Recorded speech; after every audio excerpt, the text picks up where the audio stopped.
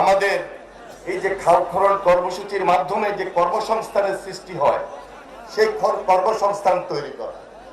আরেকদিকে এখানে খালের দুই পাড়ে যে গাছ লাগানো হবে তার জন্য একটা পরিবেশ এবং পরিবেশটা উন্নত হওয়ার পাশাপাশি এই যে গাছে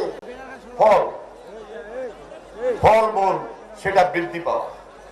আরেকদিকে হলো আমাদের এই খালের মধ্যে যখন খনন হবে পানিতে যখন পরিবহন নৌ পরিবহন এই যে একটা যাতায়াতের ব্যবস্থা উন্নতি করা, সবকিছু মিলে আজকে এই কাজগুলো আমাদের এই দেশে বন্ধ হয়ে গিয়েছে বিগত বহু বছর।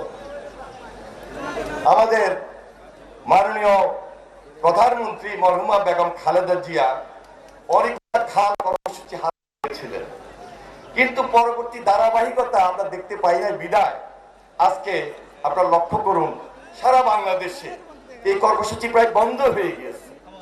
নির্বাচনী প্রতিশ্রুতি অনুযায়ী অঙ্গীকার অনুযায়ী মাননীয় প্রধানমন্ত্রী জনাব তারেক রহমান আবার এই কর্মসূচি হাতে নিয়েছে, আজকে তার উদ্বোধন।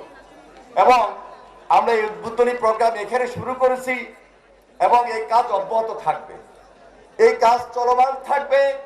আমাদের টার্গেট হলো আগামী 5 বছরে 20,000 কিলোমিটার খাল কর্মসূচি আমরা হাতে নিয়েছি।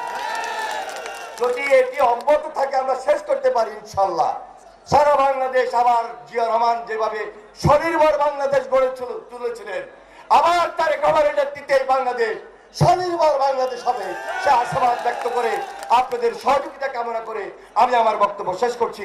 খোদা হাফেজ। বাংলাদেশ জিন্দাবাদ।